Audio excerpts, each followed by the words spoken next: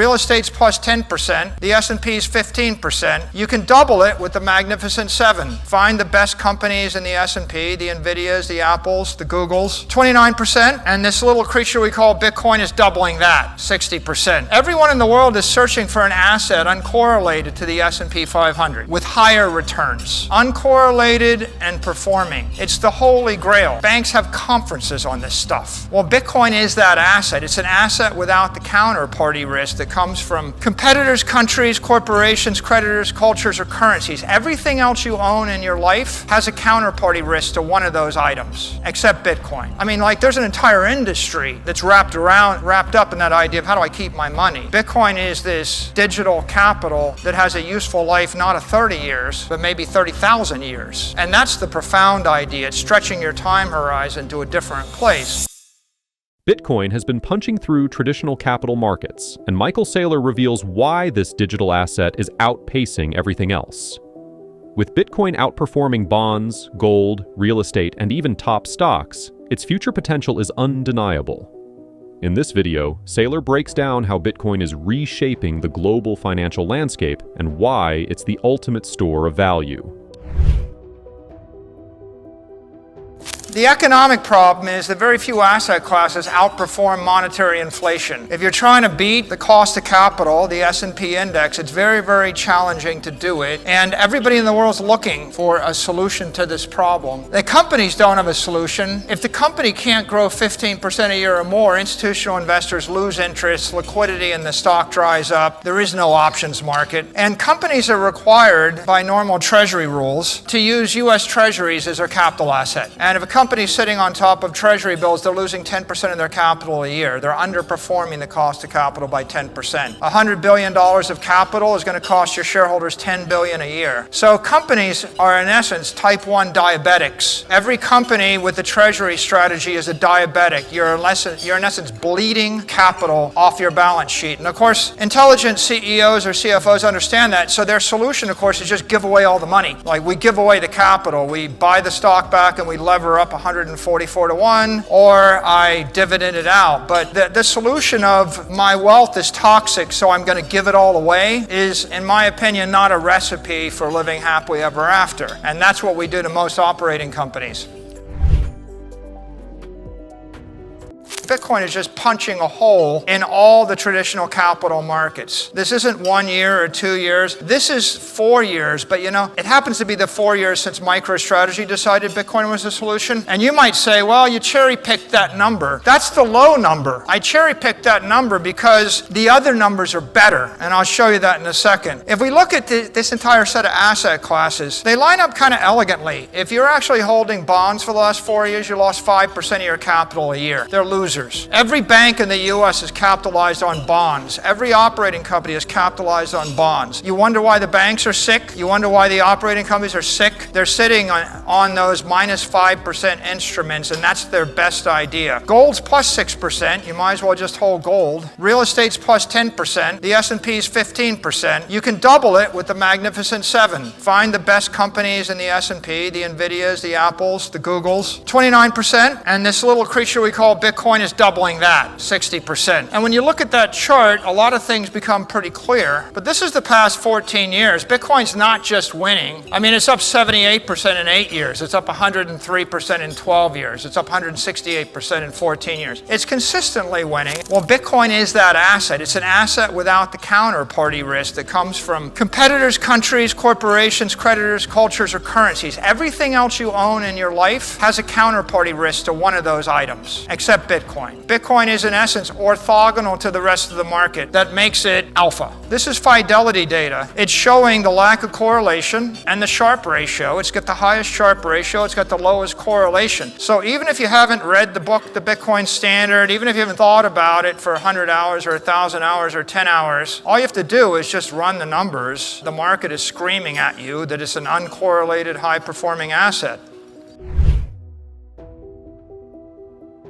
This is the wealth in the world. It's distributed across real estate and bonds and equity. And the little block in the lower left corner is Bitcoin at 1.8 trillion. When, incidentally, when MicroStrategy got into this, Bitcoin was 180 billion. So we have 10x'd. And that's just in 4 years. But here's another way to see that chart. And this is the most profound insight of the day I'm going to give you, that I think the majority of rich people and the majority of corporations and the majority of money managers still don't get this one idea, which is half of the wealth in the world is invested in assets in search of a long-term store of value. People just want to engage in long-term capital preservation. Another way to say it is, I just want to stay rich. The circle on the right is $450 trillion blob of long-term capital, right? Next time you hear someone say, well, what's the Bitcoin use case? There's no use case. The use case is the most valuable thing in the entire human race. It's $450 trillion.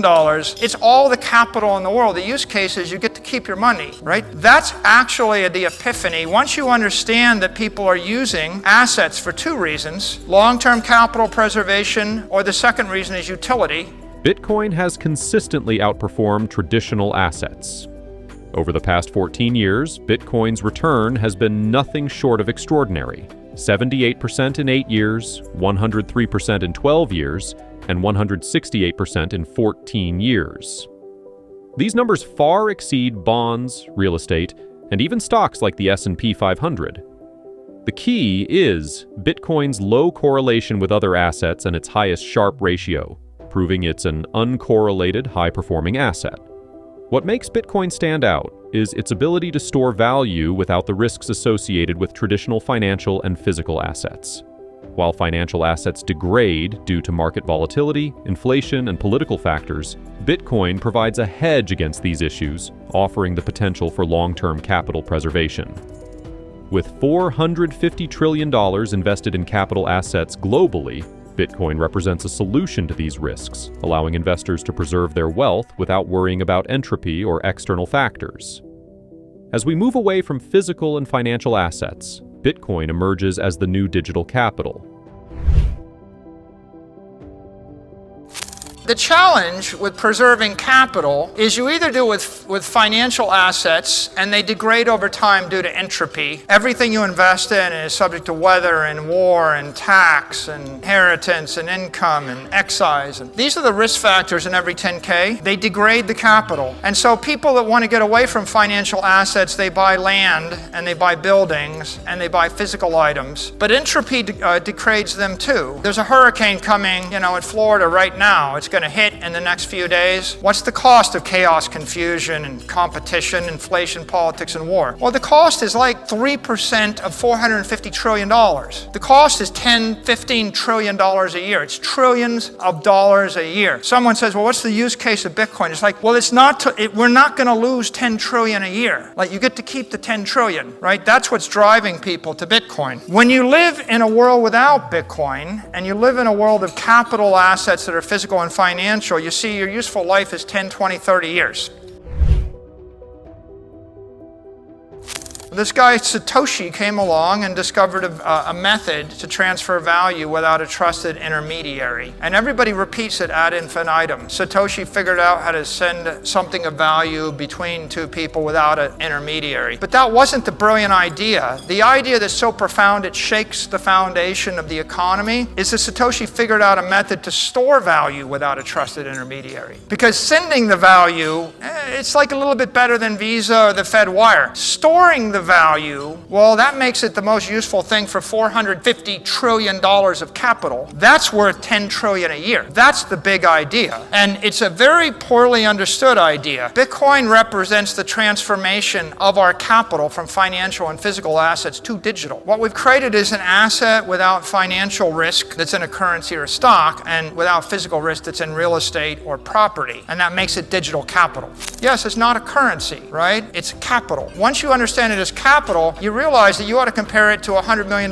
building in Miami and think about the benefits of owning a building versus owning a digital building. What if I could own a building that had no tax, no traffic, no tenants, no torts, no trouble, no weather, no corrosion? And what if it was an invisible, indestructible, immortal, teleportable building? Well, I mean, I think I'd rather have it than the $100 million building in New York, but I'm sure I'd rather have it than the $100 million building in Moscow. Digital capital is global capital. And that means that if I gave you $100 million and I put you in Africa, or I put you in Russia, or I put you in China, and I said, buy $100 million worth of stuff, keep it for 30 years, or buy $100 million of Bitcoin, there's no doubt you'd rather have the $100 million in Bitcoin. There's not a single thing you want to own in Africa that's better than Bitcoin. And when people start to think of it that way, you realize that this is the solution to global capital, and it's inevitable that all the capital in the world is going to flow into this network. You see, Bitcoin solves a problem. It's the 1,000-year asset, right? What if you just wanted to be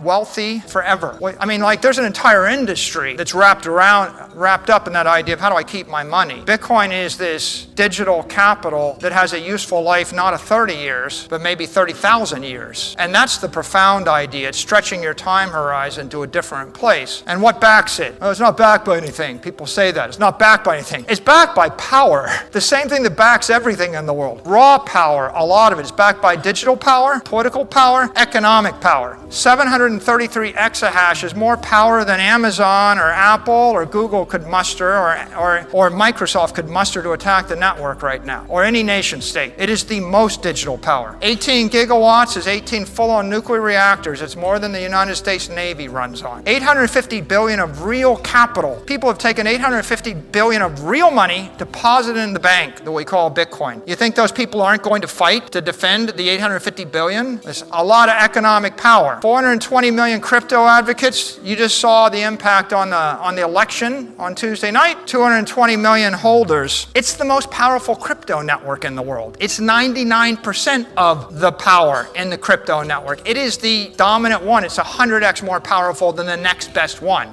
The transformation Bitcoin is bringing to the world is not just about price movements. It's about a fundamental shift in how wealth is stored and protected. Michael Saylor's insight into Bitcoin's role in global finance shows that this is just the beginning. As more people and institutions recognize Bitcoin's potential, the value of this digital asset will continue to rise.